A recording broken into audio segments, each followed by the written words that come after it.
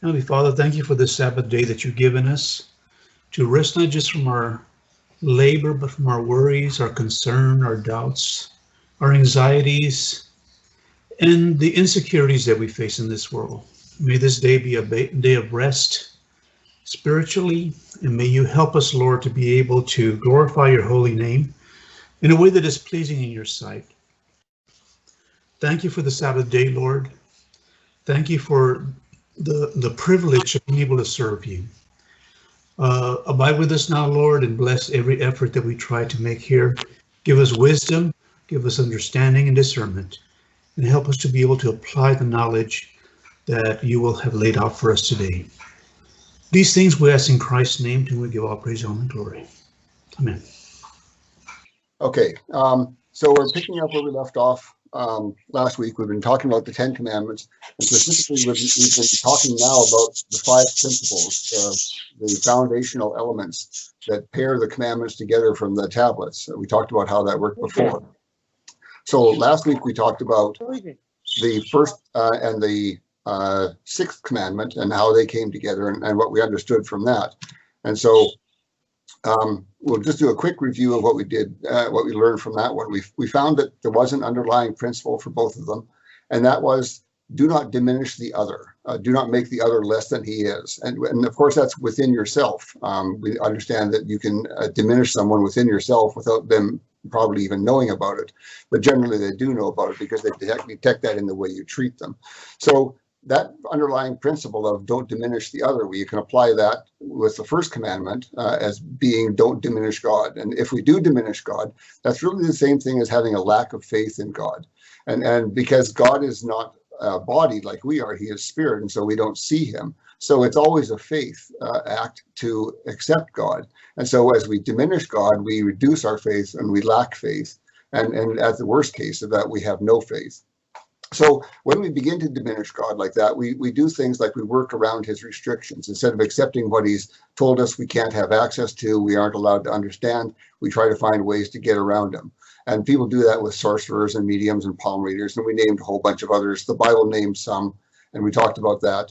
And so that's one of the things that you do if you begin to lack faith, is that you begin to diminish God and work around him. And you start to think that your ideas and your plans are better than his. And of course, that's a false thing to believe, but lots of people do that. They go off and do what seems right to them rather than what is right by God. And we also tend to treat God like a vending machine as we lose faith in him. We expect that if we do something good for him, then we deserve something back.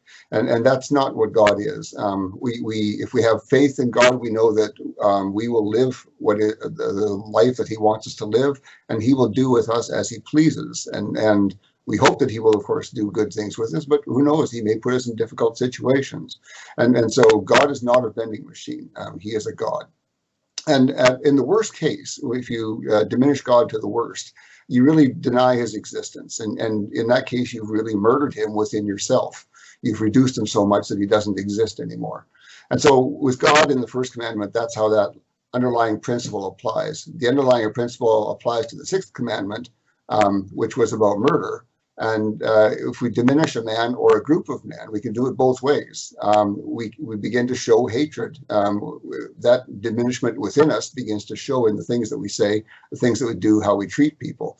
So you would tend to show hatred and despising and disgust and arrogance and condescension, racism, sexism, all of those sort of things against various groups when you're dealing with groups. And so Jesus talked about this. He said specifically that the murder is not just about physical murder. It's about what is inside of you. And we know that to be true of everything. And we'll see that again today in what we're going to be covering today. So we see this idea that as you diminish a person, you begin to treat them worse. And as you diminish them more and more, it gets to the point where you can murder them. In most cases, that's the way murder happens, is that that person has become at least nothing to you, and maybe even something negative to you, somebody who is hindering you. And so that's kind of the foundation for murder, is that when you devalued or diminished a person enough, it becomes possible to kill them and find that acceptable within yourself. So that is basically a short summary of what we covered last week in the lesson. And so this week, we're going to start off with the second principle, which joins the second and the seventh commandments. And I asked you all to think about these. I read those verses and asked you to think about how these two could be joined together. What could be the common principle that links them together? Did anyone think about that, have time to consider that? And what ideas do you have?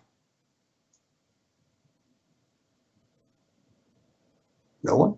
All right. It's easy to forget these things. So, first of all, before we get into the common principle, I just want to note something that's interesting about the second commandment here. And we see this in other commandments too, and we're going to see this as we go along in other places. First, the commandment is given, and the basic commandment is, you shall have no other gods before me. And then that's followed by an example. And so the example says, answers the question, how would you have another God before me? And that is, you would make an idol. And so don't make an idol. Don't make anything that's a likeness of anything in heaven or in the earth or in the water, under the earth. None of those things. Don't make anything like that. And he says, you shall not worship them or serve them. Okay, so that's kind of the example of how you would have another God for them. Now, that was an example for the time of the Israelites. We know that they had a lot of trouble with gods because the peoples who were near them were worshipers of idols, and those practices they had a bad habit of bringing into Israel and doing the same things, despite God telling them they should never do that. So it's really written for them. As we saw earlier, these commandments were written for the particular problems that they have. We don't have that problem. We don't have a lot of idolatry that I know of in this country. And that's because our neighbors are also basically Judean Christian countries, and they don't do that either. And so it's really not a thing that we deal with here. Those kind of idols made of wood and gold and silver, whatever, those sort of things. We have different idols, though. We idolize other things. And we'll talk about that a little bit as we go along here, some of the things that we do idolize. And so our idols are more subtle. It's easier for us to fall into idolatry and beginning to worship an idol without even thinking about it. And that's just our nature. And we'll talk about that nature also coming up here. And so we don't have these graven image kind of idols so much anymore, although we do have some of them. But we find our idols because we are human. Okay, so after that, after the part about don't make anything, don't make any graven images that look like anything, God goes on to say, repeat the name of God. Now, if you remember when Moses asked God, who shall I tell the people you are? What is your name? God gives them this same answer. And so this is what it says here. I, the Lord your God, am a jealous God, visiting the iniquity of the fathers on the children, to the third and fourth generations of those who hate me, but showing loving kindness to thousands, to those who love me and keep my commandments. So that's exactly how God defined himself for Moses, and that appears here as well. And so this idea that in the Ten Commandments, sometimes you will see the commandment followed by examples, and sometimes in this case, by God, again, defining himself as this is who I told Moses I was, and Moses told you the same thing, and this is me, this is who I am. I am a jealous God. And he gets down to that idea of being a jealous God. I will not accept other worship. And we'll talk about that as we move through as well here. So those things should be noted in the second commandment. It's a long commandment for that reason, that there's other things that have been put in there to help clarify and explain why that's wrong, why idolatry is wrong. And so when we talk about what's the common principle here, at first it kind of seems obvious. God frequently refers to Israel as adulterers when they go chasing after other gods. And that happens so many times that we can find lots of references to that in the Old Testament. And in those cases, God refers to them as an adulterer. And so we ask ourselves, if Israel's idolatry was adultery, in what sense was that? How is idolatry and adultery linked together? Because we can see right away that there's an adultery connection here. And we can see because the seventh commandment is about adultery specifically. And this commandment, we know that God called Israel adulterers many times because they went and chased after idols. So we have that adultery connection. We can see that much of it. But in what sense of the word is idolatry adultery? And it's certainly not in a sexual sense.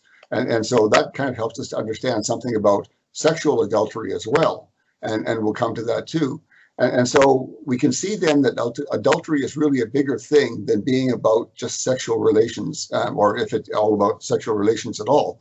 And we'll come back to this again. But what these two do have in common is a covenant. Adultery is related to a covenant, and obviously worshiping idols is also under a covenant. So Israel was under a covenant that said, do not make any idols and don't worship them. So idolatry is under a covenant as well. And that really is the connection that these two have. This is all about covenants. And so we understand that adultery is about covenants, and that's both the kind of adultery with idolatry and with humans, man-to-man or man-to-woman adultery. And so we understand then that doing things that a covenant does not allow is obviously adultery of a covenant. And doing things without a covenant, when a covenant is required to do that, is also adultery. And the Bible talks about both of those things as being adultery in a different sense. And so in the world that we live in, we've kind of, in the church, picked up the world's definition of adultery, kind of a Western definition of adultery that isn't really the biblical definition. But we do use the word adulteration in a way that's much more close to what the Bible talks about adultery being. And the word adulteration, you've probably never used it, it's not a common word. It means the action of making something poorer in quality by the addition of another substance. So the idea is you can adulterate something by adding to it. And so that's kind of close, but it's not really the same thing as the Bible definition. But you can see that kind of adulteration is really different from the adultery that we talk about with adults. So the second principle is really about covenants, and in both cases, for both covenants or both commandments. And so what we take from that is that it's about keeping promises, includes those things, fulfilling vows. And God, those things are extremely important to God. We see throughout the Bible, God talks about, if you make a vow to me, make sure you fulfill that vow, because God is the kind of God who also makes covenants and vows. And when he does that sort of thing, he will fulfill them, and he expects the same thing of his people. And so we understand that we don't make foolish vows. And the Bible has an example of that. If you remember the story of this man who returns home from a trip, I don't remember all the details there, but in any case, he returns home, and as he's returning home, he makes a vow to God that whatever comes out to greet him when he comes home, the first thing that comes out, he's going to sacrifice that. Unfortunately, the thing that comes out to meet him is not a sheep or an animal, it's his daughter. And so he gives her some time to kind of get herself straight, and then he goes through and fulfills that vow. So we see that he understood that vows are important. If you make a vow to God, you need to fulfill that vow. So the reverse of that is don't make foolish vows to God, because you will be expected to continue on with those. So covenants are very important to God, and violation of covenants is also important to him. So like the first principle, when we talked about that being a spiritual thing. It happens, the murder happens within yourself first. The same thing is true here. Spiritual adultery happens within yourself first. And that spiritual adultery is a sin in and of itself. It doesn't have to fester and become physical adultery. It can be, or it is a sin all by itself. And there's a verse that Jesus speaks here from Matthew 5 that talks about that same thing. Now, this verse will sound a lot like the first principle. Jesus says almost the exact same things, only he applies it to adultery. So he says, you have heard that it was spoken, you shall not commit adultery. He's talking about the 10 Commandments, of course. But I'm saying to you, everyone who looks at a woman so as to lust for her immediately commits adultery with her in his heart. So we saw the same thing about murder. It is that anyone who demeans or diminishes a person has sinned right there with that. And so we see the same thing here. Jesus is applying the same idea here. It's a spiritual matter. And so when he says immediately, he's pointing out especially that it's not that something in your heart will lead you to commit physical adultery and that will be the sin. He is saying that immediately you have sinned. That sin of lusting after a woman is a sin, and it's a sin of adultery, a sin of breaking a covenant. And that might seem a little odd to us because we don't have a covenant with that woman. In fact, if you do it in your heart, that woman isn't even aware that you've done that. So the adultery happens within yourself, and it happens because you don't have a covenant that allows you to have that kind of a relationship, a sexual relationship with with that woman. And so we saw that when we went back to the Genesis study. We saw that God first sets out that idea of marriage being a man and a woman. And that's the only situation in which a sexual relationship is acceptable to God within that covenant. And he created that covenant for that purpose, for a sexual relationship which would lead to children that would be raised by parents, and that would be the best situation for the children to be raised in. So we see that this is important to God, that it's so much important that it is an adultery act right at the heart to violate that covenant. So we're talking about covenants here as being the basis principle for here. Now, the second commandment is worded saying, no other gods before me. And I wanted to clarify that one. That before me is a little bit of an old kind of translation. We don't use words that way anymore. So the Hebrew word that's used there has a whole bunch of different meanings. And the better meaning for that translation, I think, would be no other gods with me, or no other gods alongside me. So what God is saying there is, I won't accept you having any other gods that you consider gods with me. And so in covenant terms that we're speaking about here, we see that if we worship an idol, we do that because we believe we can benefit from it. And all of the idols that we have in our lives, whether they're physical or all kinds of things, we do that because we believe we can benefit from them. So we've imagined that there is some kind of a covenant that exists where we can exchange worship and get benevolence back. So we can worship this, whatever it is, idol, and that will benefit us in some ways. It will do good for us. Maybe it will increase our knowledge. Maybe it will increase our wealth. Maybe it'll have better crops for us if you're a farmer. Those kind of things are all what that worship covenant is about. And so what's being said here is that God says, no other worship covenants. I will not accept anybody else that you worship.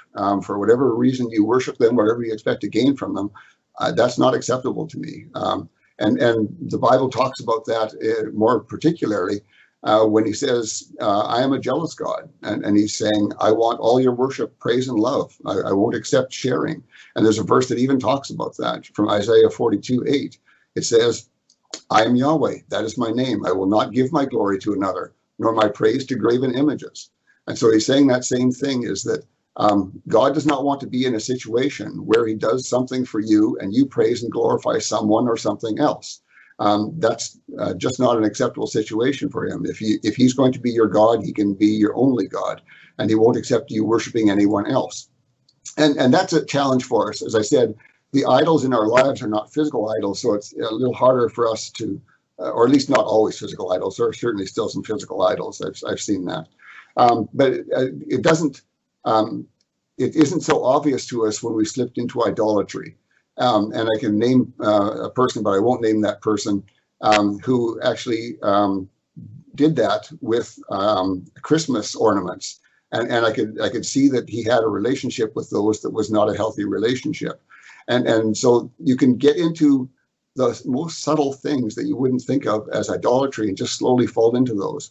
And so in our time where it's less obvious, we have to be more careful to watch out when we get into those situations. But it's very important to God that he will not share his glory with another. He doesn't want that happening. And so that second commandment also says, no other gods. Then God says not to make any idols. He says, he goes on to say, don't make anything in the likeness of anything that you can see. And this includes the likenesses of God or Jesus. I was talking about that a little bit before. The message there seems to be that if you don't make it, you won't be tempted to worship it. So he's saying you need to watch out for these things. He's really talking about the nature of mankind here. He's saying that your nature is such that if you make things, you're going to be tempted to worship them. If they're anything that look like something, or if you tell yourself that they're a God who can help you, you're going to be tempted to worship it. That's just your nature. And so after God says, don't make any idols, he goes on to say, if we make something, we must not worship it. God is making it clear to us that mankind has this problem. And if we have things that we can look at, physical things, or we can even imagine things. God knows that that's our nature, and we're going to have a problem with that. And God knows that he built us this way. And so he's warning us about that. He's saying that this is your nature. And that desire that God built into us to seek him and worship him can be perverted into worshiping and seeking other things. And so that's what God doesn't want us to do, is to pervert that nature into worshiping something else. And so we can worship lots of things. Physical objects are the obvious thing. And that's our weak spot really as human beings. But we can worship ourselves through the things that we've created by worshiping the things that we've created with our own hands. The Bible talks about that quite a bit. And we can fall into worshiping a lot of different things. Any questions there? Yeah, I wanted to comment that anything that takes priority over God, whether it's a person or any particular thing, then that becomes an idol. And I don't think people realize what they're doing, because I've heard this all too often. No, I can't help at church because I have this job that I have to do. No, that's more important. That becomes an idol. Or I can't go to that study because of my family. Unless there's a real problem with the family, a health issue or something, but because you just want to hang out with them more than you do with the responsibility that's been placed on you, then obviously that can be a problem as well. So I don't think today we would be so caught up in worshiping something we create, but more the things that are in our lives or the people that are in our lives. They can take precedence over God, whether we realize it or not. Yeah, that is so true. And that really gets to what I was saying there, is that the things that we tend to idolize now don't look like idols. And so we can make that mistake of not realizing that we've slipped into this. And it always happens slowly. We fall away slowly into these things and begin to do things we shouldn't have. And often we need to have somebody say, hey, look at what you're doing here. Is this the right relationship you should have? Is this what God wants you to do? And so we can help sharpen each other, as the Bible tells us, when we don't see the things that we're slipping into. Yeah, that's important to understand. So important. In fact, this study, I was sort of hoping that we could do the second principle and the third principle both today, but there's just so much material that is on this adultery and idolatry thing that we need to understand that we're only going to get through the second principle here today. So keeping on. So the fifth commandment has been called the one with a promise, and you've seen that in the Bible. But this is the first commandment that comes with a threat. It's not a promise commandment, it's a threat. And God says, if we worship other gods, the consequences of that will fall on our children, down to many generations, he says. And he says the worship of other gods is hate toward him. And so we also don't often understand the seriousness of idolatry. And the Bible is just full of references that we could quote about that. You can't have two masters. If you have two masters, you're going to love one and hate the other. And maybe you'll change back and forth between them, but there's always loving one and hating the other. And that situation, God says, that's not acceptable. You can't have anybody that you treat as greater than me or even equal to me. And that's such a part of our lives that we can fall into it, as I've been saying over and over again here. And so we need to understand that worshiping other gods, this idolatry we can slip into, is a serious thing. It's a serious, important matter to God. Now, we're going to talk a little bit about kinds of idols, because this can be such a problem in our lives. And we've been saying already that there are many kinds of idols that can take our hearts away into spiritual adultery. And so there's another god that God names as prostitution. And he's talking, of course, about spiritual prostitution. Of course, physical prostitution is the same kind of adultery that we've talked about from the seventh commandment. But in this case, we're still talking about the second commandment. And so God talks about prostitution as being a violation of that idolatry too. And in that prostitution, it's a spiritual prostitution. So you are exchanging the spiritual things of God for the things of the world, physical things of the world usually. And so in the same way that a prostitute gives herself away, that specialness that she has, she gives that away for money. We give away the spiritual things of God for the physical things of the world, if you can see that kind of connection.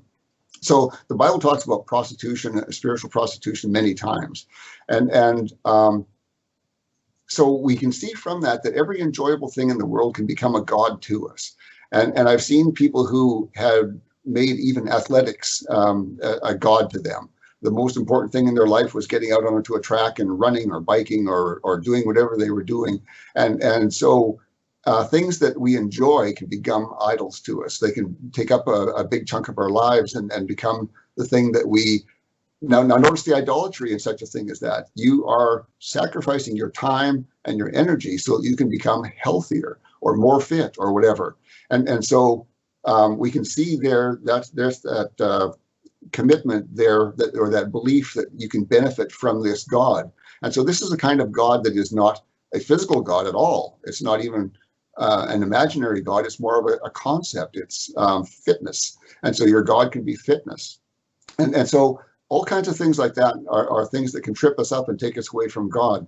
And so we need to inspect our lives so often to say, what am I doing? Am I doing something that's unacceptable to God? Have I slipped away a little bit? And always watchful for ourselves. So even the 10 Commandments can become an idol, and that might seem like a strange idea, but it's possible to focus on obeying the 10 Commandments so much that you stop obeying God. And that might seem like a contradiction, but it isn't, because God has things that he wants you to do particularly, and you've lost your focus and you've started to focus on the written 10 Commandments instead of focusing on God. So as odd as that might seem, we can become obedient to the 10 Commandments, but not obedient to God.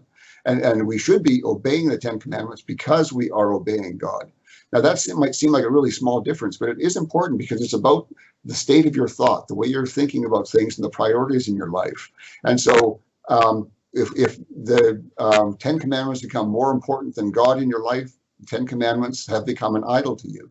And so we need to avoid making things like that, the Bible or the 10 Commandments, or even, well, I won't go into details on a lot of things, because if we go into details on some things, we tend to start to use them as a checklist.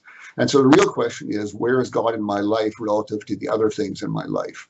And am I slipping away? Am I making the other things in my life more important to God, or even equally important to God? And so we need to avoid making those kind of things the God of our life. And that's, as I've said too many times already, that's an easy thing to slip into.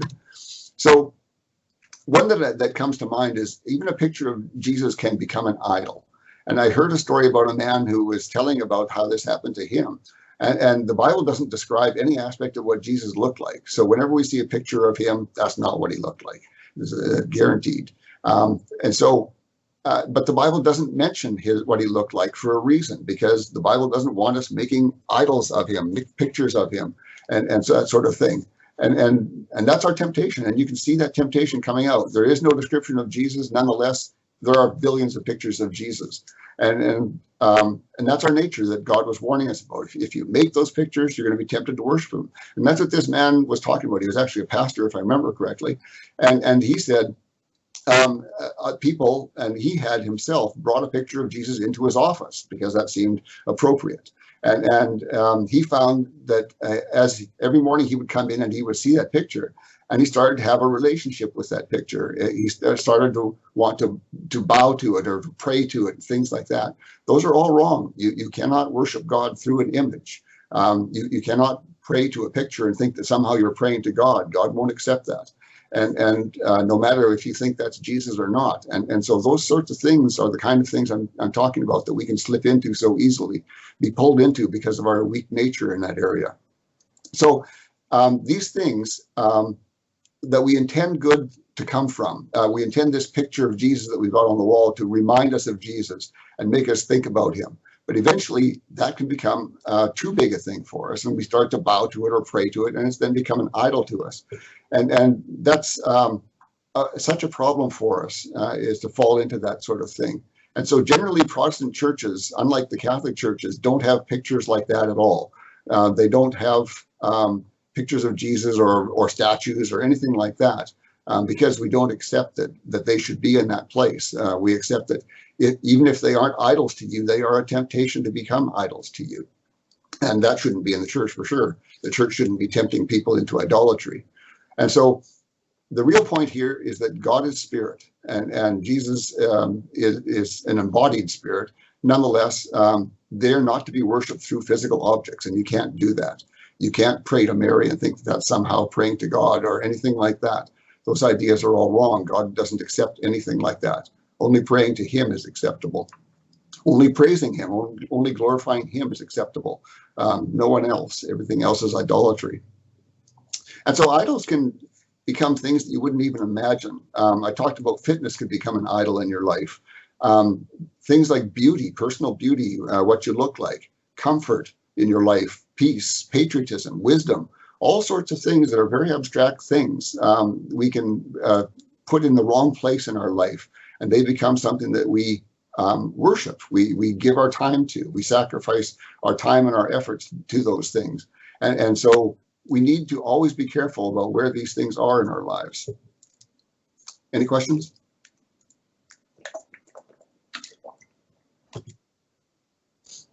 And of course, there's the ever popular self as an idol. And that's a big one too. God talks with Samuel in 1 Samuel 15 about what Saul has done. And he says, insubordination, which is what Saul had done, he didn't follow his instructions. Insubordination is as idolatry. So he says that it's the same thing as idolatry, but it's a different kind of idolatry. It's an idolatry of self. And so self as an idol pops up in other ways too. So what Saul had done is he had decided that he was going to do what he wanted to do instead of what God wanted to do, and that benefited him. And so he did that out of his own will, and as a result, he lost the kingdom.